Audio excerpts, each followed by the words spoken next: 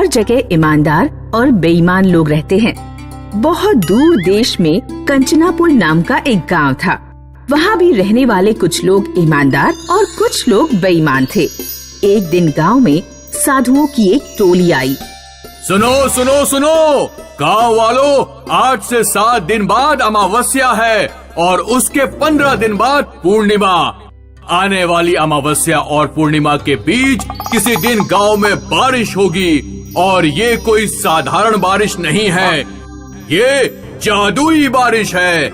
जिन ईमानदार लोगों के ऊपर इस बारिश का पानी पड़ेगा उनका घर धन धान्य से भर जाएगा और जिन बेईमान लोगों पर ये वर्षा होगी उन्हें हैजा, मलेरिया, डायरिया जैसी बीमारियां हो जाएंगी।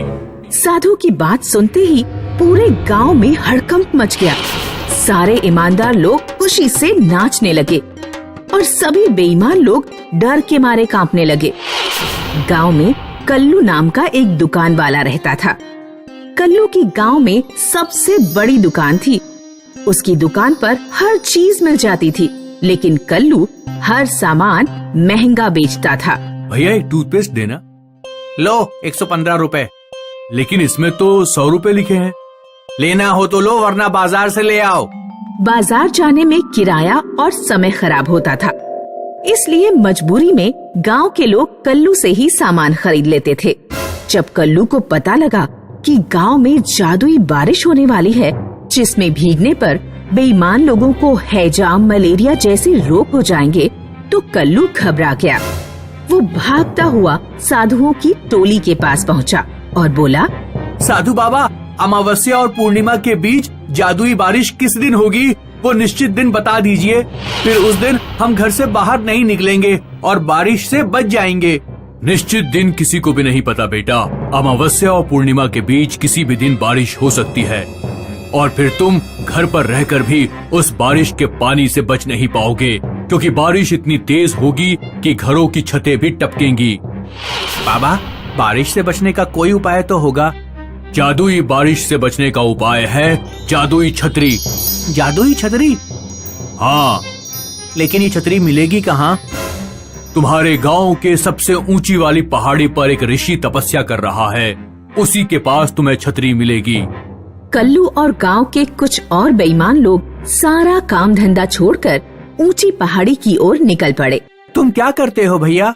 मैं सरसों का तेल बेचता हूँ। एक बार जादुई छतरी मिल जाए तो ये घटिया बारिश की आफत टले, फिर मैं सरसों के तेल में और मिलावट करूँगा। ठीक कहा भाई। अब जब इतनी ऊंची पहाड़ी पर जाने तक की मेहनत कर रहे हैं तो इसकी पूरी कीमत भी तो वसूलेंगे। भयानक धूप पड़ने लगी। प्यास के मारे एक आदमी का गला सूखा जा रहा था। उसे एक गड्ढे में पानी दिखाई देता है। वो रहा पानी। वो गंदा पानी है, उसे मत पियो। थोड़ी दूरी पर नदी पड़ेगी, उसका पानी पी लेना। मुझसे इंतजार नहीं हो पाएगा। आदमी गड्ढे का पानी पी लेता है। उसे डायरिया हो जाता है। लैट्रिन करते करते मेरी हालत खराब हो गई है, मुझसे नहीं चला जाएगा। तुम लोग जाओ, मुझे गांव लौटना पड़ेगा।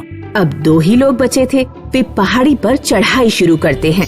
चढ़ाई करते करते उन्हें रात हो जाती है। हमें रात कहीं रुककर बिता लेनी चाहिए। रात में सफर करना ठीक नहीं। रास्ते में सांप बिच्छू कुछ भी हो सकता है। दोनों लोग एक पेड़ के नीचे रात बिताने के लिए आसरा लेते हैं। रात में दोनों को बहुत मच्छर काटते हैं। कल्लू ने देखा कि पास में भैंस का गोबर पड़ा हुआ है। वो भैंस का गोबर अपने पूरे शरीर पर रगड़ लेता है। तुम भी गोबर अपने शरीर पर लगा लो, इससे कोई मच्छर नहीं काटेंगे। अरे मैं नहीं लगा रहा, एक रात की तो बात है बस। आदमी को पूरी रात मच्छरों ने काटा। अगले दिन उसे मलेरिया हो गया और उसका शरीर बुखार से तपने लगा। मुझे तो गांव लौटना पड़ेगा, तुम ही आगे जाओ। कल्लू आगे का सफर अकेले ही तय करता है। कई घंटे लगातार चढ़ते चढ़ते आखिरकार वो पहाड़ी की चोटी पर पहुंच जाता है। वह देखता है कि एक ऋषि तपस्या में लीन है। हे ऋषिवर, मेरे ऊपर कृपा करें, जादुई छतरी प्रदान कर जादुई बारिश से बचाएं। छतरी के लिए तुम्हें यहाँ तक की यात्रा करने की कोई जरूरत नहीं थी। बारिश बस प्रतीक है इस बात का कि जो भी जीवन में अनैतिक तरीके से कमाई करता है, उससे उसी के अनुसार फिर फल भी भुगतना पड़ता है। जब भी हम कोई बुरा कर्म करते हैं तो हम अपने अंतर मन की आवाज को अनसुना करते हैं।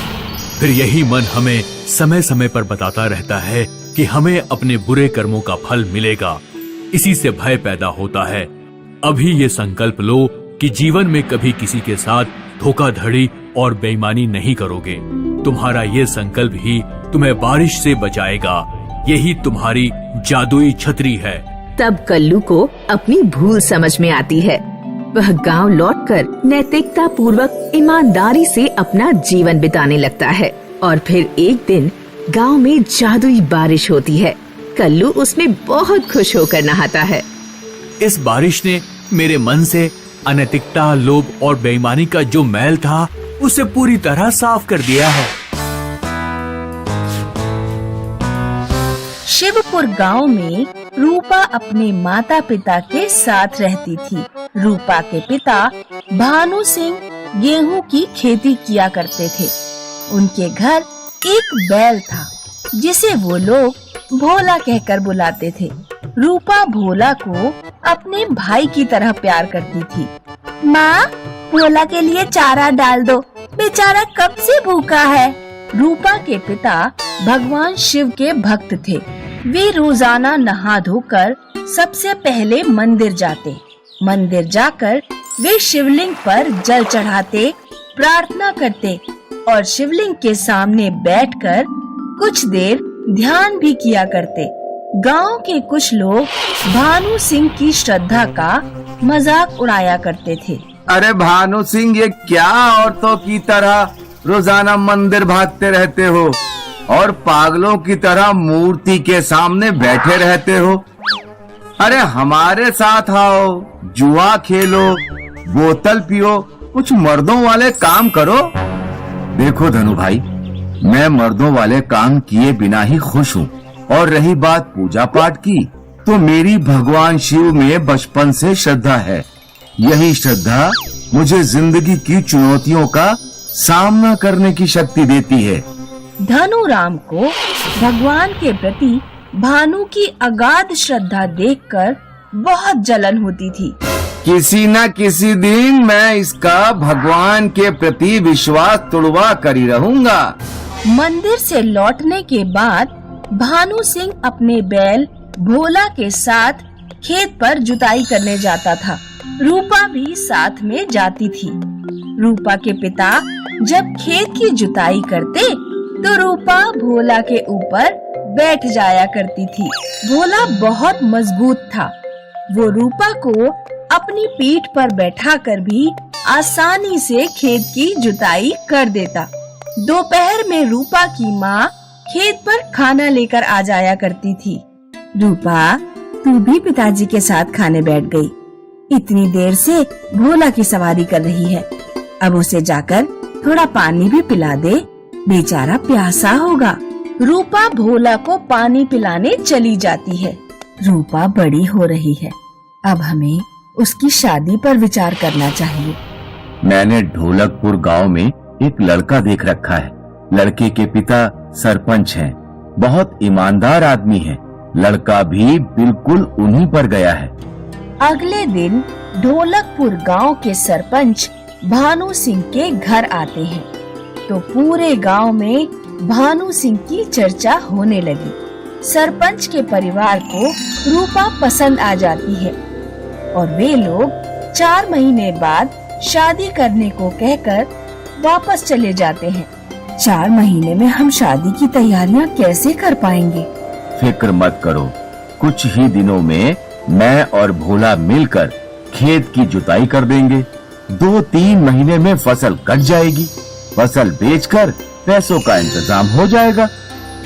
उधर धनुराम को जब पता लगता है कि शिव भक्त भानु सिंह की बेटी का विवाह ढोलकपुर गांव के मुखिया के घर से तय हो गया है तो जलन के कारण उसका खून खौल जाता है। भोला बैल को उस घर में सब लड़के की तरह प्यार करते हैं। उसका काम तमाम कर दूं तो इसकी भक्ति का भूत उतरेगा। उस रात धनुराम चोरी छुपे भानु के घर में घुस जाता है और भोला को जहर मिली रोटी खिला देता है। अगले दिन रूपा जब सोकर उठी तो वो देखती है कि भोला जमीन पर गिरा हुआ है। मम्मी, पापा, देखो भोला को क्या हो गया। भानु और उसकी पत्नी भोला को अपने बेटे की तरह प्यार करते थे। जब उन्होंने बैल को मरा हुआ देखा तो दोनों को सदमा लग गया। ये दोनों ऐसे बीमार पड़े कि फिर खटिया से उठ ही नहीं पाए। अब आया मजा। अब देखता हूँ कैसे मंदिर जाता है। अपने पिता के बीमार होने के कारण रूपा मंदिर जाती है और रो रो कर भगवान शिव से प्रार्थना करती है। रूपा को अपने पीछे किसी के घंटी बजाने की आवाज सुनाई देती है। वो पीछे मुड़कर देखती है कि एक बैल खड़ा हुआ है जिसके गले में घंटी बंधी हुई है। रूपा बैल को देखकर बहुत खुश होती है और उसे लेकर अपने घर पहुंचती है। देखो पिताजी, मुझे भोलेनाथ के मंदिर में क्या मिला। भानु सिंह और उसकी पत्नी बैल को देखते ही तुरंत बिस्तर से उठकर बैठ जाते हैं। ये तो साक्षात भगवान शिव का नंदी ही लग रहा है। नया बैल इतना तेज था कि वो 3 दिन में ही पूरा खेत जोत देता है। इस बार भानु की फसल भी बहुत शानदार होती है। उधर धनुराम गुस्से से पागल हो रहा था। अब इसके घर एक नया बैल कहाँ से आ गया? लगता है इसका भी काम तमाम करना पड़ेगा। एक रात फिर धनुराम नए बैल को मारने के लिए भानु सिंह के घर में घुस जाता है।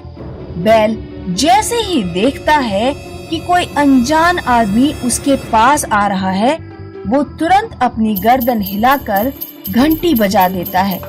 सोनिया वहाँ आ जाती है और धनुराम को पकड़कर उसकी खूब धुनाई करती है।